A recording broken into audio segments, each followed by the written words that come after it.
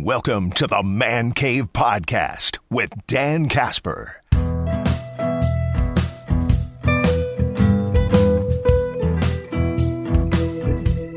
What's up, everybody? Welcome to this episode of the Man Cave Podcast, brought to you by our good friends from Hy-Vee and Toyson Ford.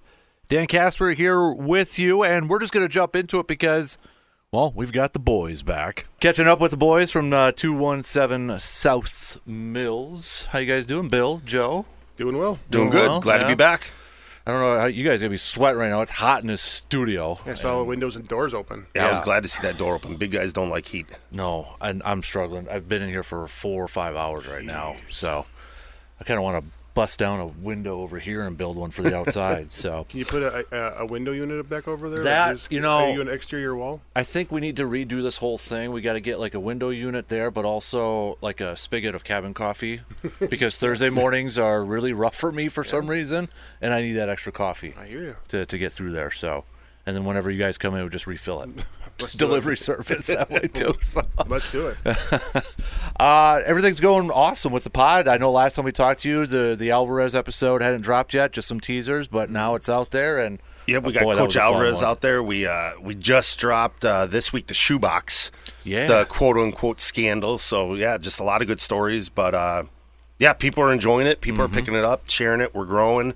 We're excited with what the future holds. Already talking about some possible other trips in the future to meet up with some former and current players. Nice. That's you guys are doing an awesome job. It's a lot of fun to listen to. And again, check it out on all the podcasting platforms out there too, and make sure you follow their Facebook pages and social media ones too, because they got the video clips, teasers out there too, so you can see them in action. Yep, So, that's been exciting. And we got some more exciting clips that'll probably be coming out in the next week or two that are from back in the past. you can see Joe get upset with Bill or anything like that. That never happened. So this week in football has kind of been a big week, free agency wise. You got guys moving on from different teams and such.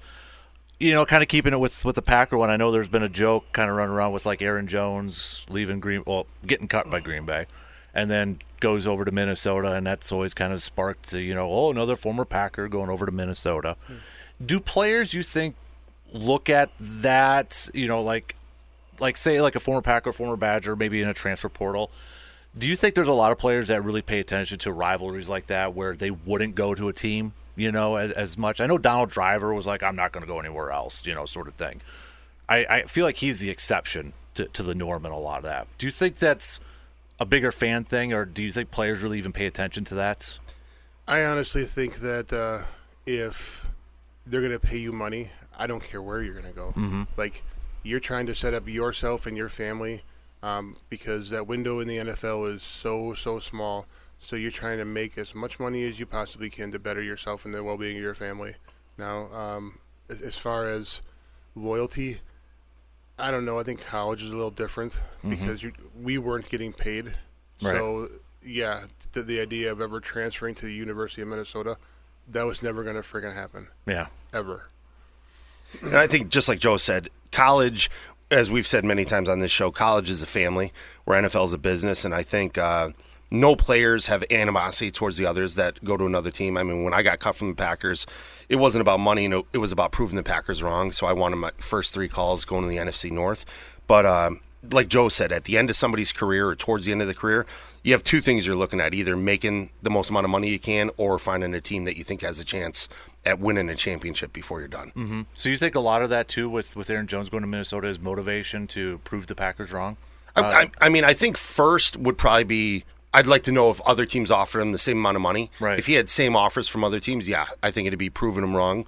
Just like Favre, went to the Jets to ultimately come back to Minnesota to prove him wrong, and ended up having one of his best career stats his last year in Minnesota. So, yeah, there's a lot of being upset, feeling you made a bad business decision, and I want to prove what you should have done. Right. I mean, we keep hearing phrases, it's a business, and I mean, it sucks as a fan because he seemed like that was a player that represented the G, right? Was that something, at Wisconsin and Green Bay, that was talked about representing the W, representing the G. Was that something that was kind of preached to you guys by coaches or such? Or I would say yes. I think, obviously every time you're in front of a camera or in the microphone, you never wanted to, embarrass the university, embarrass the coaching staff, and embarrass yourself or embarrass the players. Mm-hmm. Those are the four things that you're constantly talking about. So all the questions that the media would answer you, it's all like, yeah, the defense is really good. We're hoping we can withstand their potential. It's just basically a recording in your head to not give them any bulletin board material. That was the way that we were coached up on it at Wisconsin. But as far as loyalty to the program that we were a part of at college level, oh yeah, it was 1,000% committed to playing for the Badgers. Mm-hmm. And I'd say in the NFL, the Packers are a different breed. Similar to like the New York Yankees in baseball. There was any other team I was on or talked to guys that were on, most of the community, unless you were the franchise player, didn't even know who you were if you went to the mall. Where in Green Bay, if the practice squad guy went to the mall, everybody wants to stop them. They know every stat. And during my time in Green Bay, before the cell phone era, the Packers actually had a voice message machine at the office. And our own line coach brought it into our meeting one night. He had like 20-some calls on the voicemail because we had an O-line dinner, and it was fans just saying like how many drinks everybody had. One guy, when the fan wanted a picture, saw somebody smoke and put a cigarette in his mouth as a joke. There was like 5 voicemails about this person with a cigarette in their mouth like 3 nights before a game. So wow. As a Packer, you have to watch a lot more what you do in public because people's eyes are different. But other teams, I was on the Redskins where I think LeVar Arrington was probably the only guy that got noticed in public. In Charlotte, Jake Delhomme got noticed when he went out in public, but you could walk around wherever you want. Green Bay, you can't do that. Yeah. To kind of go off that too, for the Green Bay perspective and for Badger perspective too, Aaron Rodgers, when he went to the Jets, a lot of people were saying media coverage is, can he handle that media compared to a small town Green Bay and all that. And part of me, though, was kind of wondering, is it a different mindset? Because if you're in Green Bay, maybe a smaller media, but aren't you almost treated like a godlike? Like when you're walking around, kind of like what you were saying, you're like, absolutely, everybody recognizes you. So it's kind of almost a double-edged sword. Green Bay's totally different, and it's the opposite of what people would think when it comes to media. Like I told people when I got to other teams, we'd have the news on at night in Green Bay for a half hour. Then the next half hour was a training camp report where they did a whole half-hour show on what happened that day in training camp. And for instance, my rookie year, I ended up getting into a fight, and that half-hour segment was basically, it looked like HBO Sports breaking down the fight. They were talking about who threw what punch, who got the better of each other, and I'm just like, they are on top of you with everything. Kevin Stemke, our teammate at Wisconsin, he came to Green Bay as a free agent punter, and the first day Brett Favre showed up when the vets arrived, Stemke had probably 100 reporters around him because he was born and raised in Green Bay. And I think he was staying at his parents' house at that time, driving over to Lambeau for practice. And, it's a different animal in Green Bay. Yeah, it just feels like, I could be – I've never experienced it, obviously. But, yeah, it's a bigger media. They're paying more attention. But from a fan perspective, there's got to be something that plays with you, that pressure that I go out, I'm going to get recognized. And, you don't have that privacy in a smaller town. Yeah, and you sort of have to get used to it. And I think, like, I've heard of different players getting bad names, and then I started witnessing where people, like Frank Winters was a good, for instance. I hung with Frank quite a bit. And if we went out to dinner, Frank would be cutting his first piece of steak and have 5 people coming up. Can you sign an autograph? Can you take a picture? And when he'd politely be like, can you wait till after dinner? He'd say that enough. All of a sudden the next day is, oh, Frank Winters was a jerk. He wouldn't talk to me. Well, if you take it in the context, you were interrupting his dinner, and he was more than happy to do it after dinner. So, yeah, every player with the Packers knows once you leave your house, you're going to be recognized, you're going to be talked to. And that's why a lot of players, like I'm sure in Aaron Rodgers, he goes out when he wants to go out. When he doesn't want to go out, he probably has other people getting his groceries, filling up his car where he could just go or when he was in Green Bay, Lambeau, back. Yeah. And now, go ahead, Josh. I also think, Bill, you mentioned that the reception after playing football, especially for the Packers, is much different than other teams welcoming you back. Absolutely. Like even myself, who was just there for a couple of years, mostly a backup, had an opportunity to play a little bit here and there. it's still, I'm part of that Packer family. Where the other teams, they're coming around with some of their alumni, but what the Packers do for the alumni, and even the way the community enjoys it. I mean, there's times I've been done with the Packers for almost 21 years, I think, and I still get calls to come to Lambeau for a meet and greet or do this speaking event on behalf of the Packers because the public is still interested in hearing. If you're a former Packer, you're still held to a high standard, where I know guys that have 2 Super Bowl rings with other teams, and they're like, you get calls to go to golf outings and to speak? Like, I've never gotten a call. And I'm like, you have 2 Super Bowl rings. You were a starter for 10 years. Like, right. How's nothing happening? But that's where Green Bay fans just love their team. And you see, like, the Packers everywhere, stuff like all over the country, all over the world are Packer fans. Is that similar to Wisconsin for the Badgers? I mean, because you guys have talked about, Barry remembers everybody, it seems like. Would you say it's a similar approach with the Badger football team? It is the welcoming part back. The Badgers are really good at bringing us back. They have golf outings. I'm constantly getting emails. This is the event going on. Hey, if you can make it, register this, that. So, that part is really cool. But you're able to kind of hide. It's like, other than this show and a couple people knowing that I played for the Badgers, even at the coffee shop, otherwise no one really knew. It was like, oh, he's a big guy. Did you play football? Like, that's kind of a common question. But other than that, like, I was able to kind of hide in Eau Claire, pretty quietly for a long time, and then obviously now with the coffee shop and the podcast, it's come to more of a regular conversation. But for the most part, for 20 years I lived here, it wasn't like I was walking around with a Rose Bowl ring and a shirt that says I played for the Badgers, because I did so much stuff after that was more important. So Yep. But as you hear on our podcast, Joe is probably walking around wearing a shoebox shirt. Yeah, because that's most of his T-shirts back in the day. Well, it was. I still have some. Like, it's. Yeah, absolutely. And we're gonna get some more. Maybe we'll get Dan a shoebox shirt too. Yeah. But you got some swag. You got a store online too. Absolutely. We should talk to his shoebox to get a shoebox shirt on that store. I agree. Work a deal. I got to ask, because I was looking at your store. Shout out Resonance, Brandon, in case they've been doing a heck of a job working with us. So. What's the T-shirt you were wearing? Was it OWAU or what? Yep. OWUA. What does that stand for? Overworked, underappreciated. All right. And that's kind of the standard offensive lineman. We don't get any of the credit. We don't get anything. The only time we ever get notoriety is by your running back, because they're grateful for what you do. But other than that, unless you're holding or can get called back on a penalty, you know what?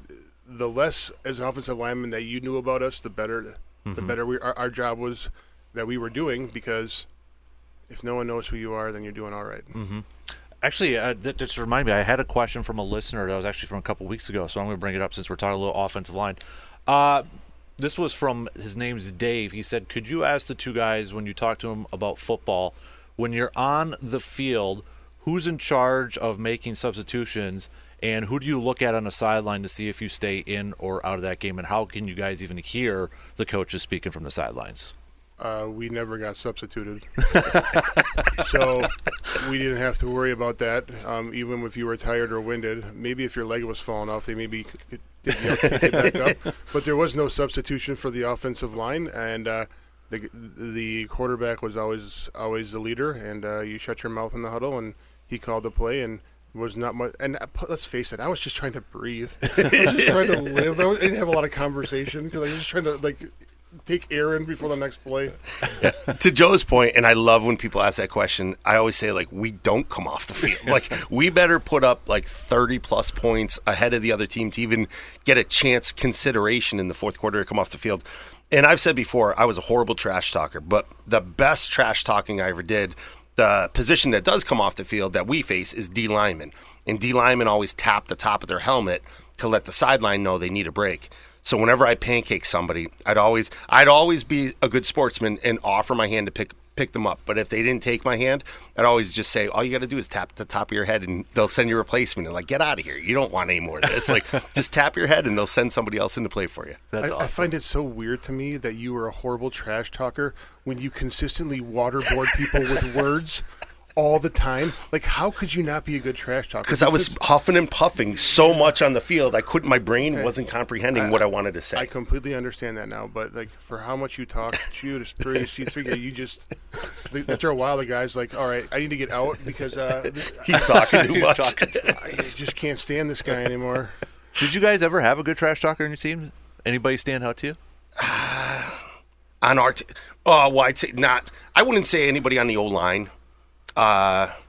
Gibby, maybe every once in a while would get into it if, like, we were having, like, I remember one game, I forget who we were playing, but they were trying to really twist on Ron's ankles in the puddle, in the pile, and Gibby was really getting on him. But I'd say on our team, probably our corners. We had Fletch and Eccles, Jamar Fletcher and Mike Eccles.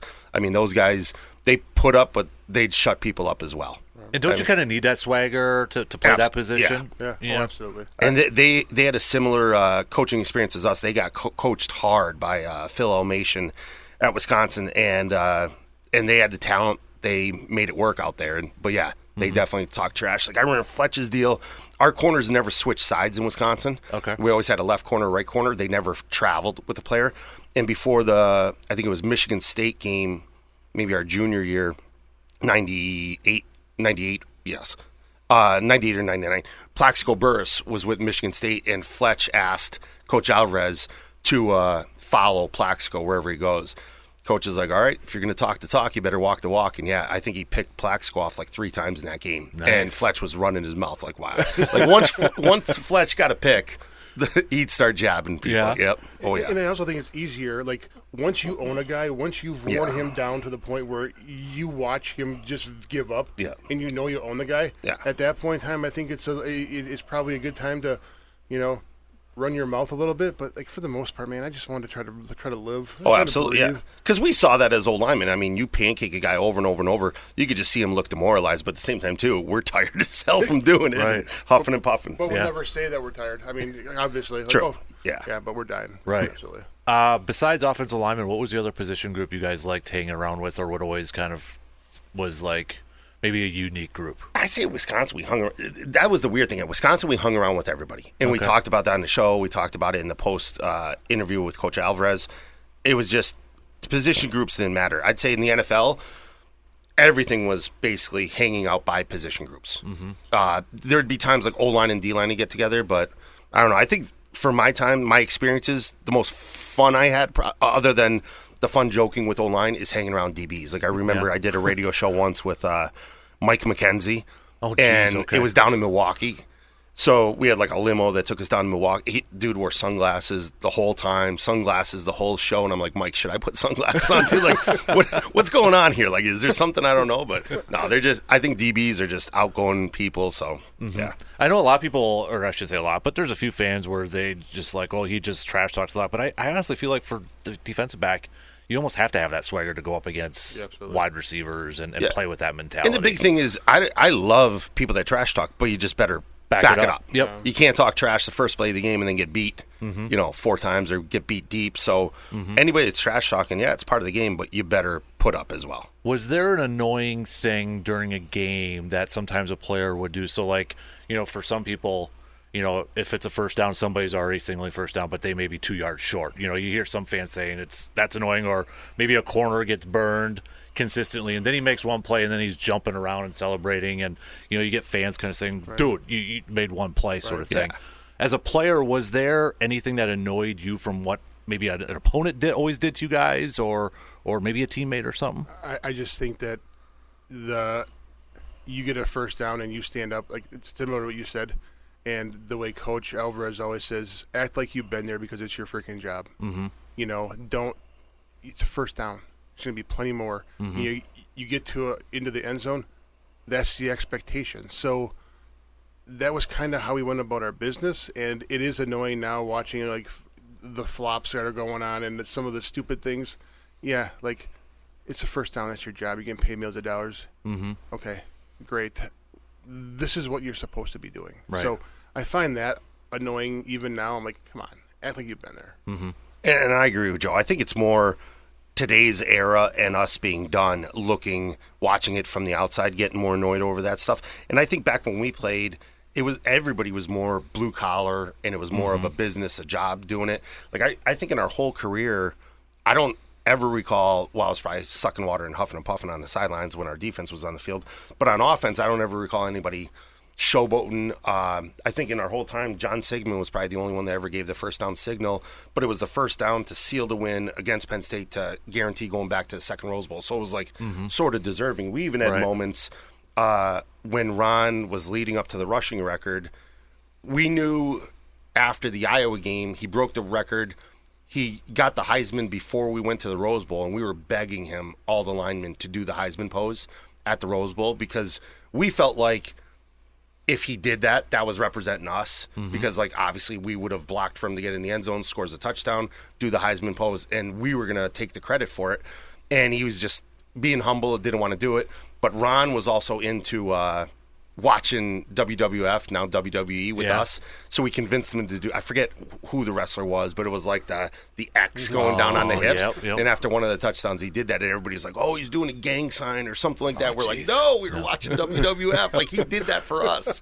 So got a kick out of it. Now, if you would have done Shawn Michaels' Heartbreak Kid, with the stretch and like... Exactly. Yeah, that would have been exciting. Speaking of, kind of with the Ron Dane and that, what was the lead up to that game? Maybe the week of preparation. Was it talked about a lot? The Iowa game with the record. With the record, was it talked a lot about in the meetings? Or I'll start and say that was a game. That was probably the most. Everyone gets nervous before a game. Everybody has butterflies, and we say if you don't have butterflies, something's wrong. Yeah, you don't want to be, thrown up and sick and that nervous, but you have to have butterflies. That game was probably the most nervous I was ever in a football game because we knew it lied on us. I was coming off an injury as well to my ankle, so like I didn't know if I could play or how long I could play. But we used to go to Mickey's Dairy Bar right across from the stadium, and that whole season they had the ticking down of his numbers. So like 4 weeks before, we'd be at Mickey's being like, wow, that's a lot of yards we got to get in 4 games. But then leading up to, I forget how many yards he needed. It was a little over 100. And we're like, it's definitely doable, but you're staring at that number the whole time. So, yeah, amongst O-line, it was definitely talked about. And I think coaches knew we want to run the ball. Like, we don't care if it's 4th and 3 or 3rd and long. Like, hand it off to Ron. Right. Kind of the same? Yeah. Absolutely. Like I said, the pressure increased not from the outside, but it was more internally for us because we wanted to do a good job and we wanted Ron to break the record because in that way it solidified our history also. Right. So because obviously Ron couldn't do it without us, and I think that the pressure was put on by us, not by the coaching staff, not by Ron, because Ron would never say, like, all right, hey, man, I need 100 yards. Like, what is it going to take? No, Ron wasn't that way. He's humble. So the pressure that we put on was ourselves, and rightfully so, because you hold yourself to a higher standard, and you want that as much as the win and as everything else, just to solidify his place in history and yours. What was the reaction like, you guys personally, when it happened? Like the play as it happened? It was unbelievable. Yeah, the stadium was loud as could be, and some of the best pictures weren't even from the media, and I don't know if I still have them, but it was family pictures, taking pictures from the stands down. In the whole stadium, they handed out white towels with Ron's number and name, and I think whatever the record was they had to break, and everybody held the white towel up as soon as they broke it, and the whole stadium was just white. Nice. So it was just... Didn't they put his name up on the stadium that game, too? On the facade, I think, after it happened. After it happened. Because they called timeout, they kept the ball, all that stuff, and then they dropped the cover over the Dane 33 on the side of the stadium. So, cool. Wow. So just all that was impressive, knowing that we had a hand in helping them do it and being a part of it. And it seems like from you guys' conversations here, too, I mean, if there was a guy that was going to break it, nobody better than Dane because of his humbleness and how much he appreciated you guys. Absolutely. Just a quiet guy. And I mean, even to this day, you go talk to the guy. I mean, I think I'd have a big head if I was around Dane, but to this day, he's just as normal as can be, humble, quiet, not walking around banging his chest and making an ass of himself. He's just a solid guy. I think I do have a bigger head than Ron for Ron breaking the record and us helping him do it. So probably. I make sure everybody knows that we helped him do it. Absolutely. I love it. Well, I know we're getting close to draft time and such, so I want to save some of those questions for when we do our pod when we're at Cabin Coffee here in a couple weeks here. I know you kind of talked about it with your cardboard in your in the shoes over there too. So we got some funny stories to break out. Even some funnier draft stories and stuff like that. So we're gonna have an exciting show. Yeah, definitely. As a matter of fact, I think Bill has cardboard in his shoes today because next to me when we're out in public, he tries to be taller. I try and get as close to ridiculous. eye level with Joe as possible. Yeah. Like, I don't want to be the short guy. Come on, you're the baby Badger. You got to wear it with pride. Oh, that's awesome. Well, before I let you go, because we've got a new flavor of the month coming Next up here, month too. is we're going to have it's a Brambleberry. So it has Brambleberry. features our white coffee. It's got strawberry, raspberry, and blackberry. And, it's I remember quite it from popular. last year Yep. very well. Yes. Say Brambleberry 10 times fast. Brambleberry. See, I'm Polish. It You're a just, pro. rolls, You're it just rolls off my You're tongue. a pro, though, with this coffee You know? stuff. Absolutely. I'm saying we got to get the spigot, I or agree. something set up in here, a roaster and that. I like that. There you go. Really make this into the man cave in here. I think this is the way to go. We need to figure out how to do this. We can do it. We can set it up. Perfect. So, I mean, if we got to take this wall down, that's where my desk is. We'll expand it. Perfect. You Let's know. do it. Put a Don't- spigot for coffee and an air conditioning unit Yes. right in Yeah, there. absolutely. We should put it that way for the guy. Who's the guy next door that fell, banged his elbow off the window? I want to point him out on the pod. He Remember last banged week? his elbow? Yeah, he banged the window. Oh, did last he? week. Oh, I Yeah. don't remember. That was probably Bob. He's a former. He went to UW too. Well, I'm proud of that, but Bob, keep your balance, all right? I was ready to put the window unit right there and just pump his studio full of hot air. His brother actually played for the Badgers too. No kidding. Last name Bosold, so it was before your Okay. time. Okay. But yeah, I think he holds a record. He said for the most recovered fumbles No kidding. for the Badgers. Okay. Awesome. I don't remember what position though. It's like O-line or D-line. I'll have to ask him again. Okay. But he graduated from Madison. Small and world. He still goes. He's got season tickets for football. Nice. He's diehard. Maybe there's down another there, guy too, we so. put on the list for the pod. Yeah. Oh yeah, he talked. I think it was just one. He might have had two brothers that played for the Badgers. I'm not quite sure, but he's from Madison. Okay. So, but all right, boys, I'm looking forward to that conversation we Sounds have. good. So It'll be fun. You got it. All right, 217 South Mills. Check it out on your favorite podcasting platforms: YouTube, TikTok, Instagram, Facebook, the X/Twitter, whatever the heck the kids are calling it now. I still say if you could type in twitter.com and it goes to it, it's still Twitter. There you So, go. boys, we appreciate it. Always love chatting with you guys. Sounds good. Great time. Take care. And that's going to do it for us on another quick episode of the Man Cave Podcast, brought to you by Hy-Vee and Toyson Ford. Big thanks to Joe and Bill for joining me every Thursday as we talk a little ball, talk about their past, and so hear some good stories and such. So big thanks to them. And don't forget, be a friend. Tell a friend about the podcast. Take a few seconds to rate and review. 5-star rating, positive review, wherever you listen to your podcast. That way others can find the podcast. And hit that follow and subscribe button. Till next time, I'm Dan Casper, and I will talk to you on the next episode of the Man Cave Podcast.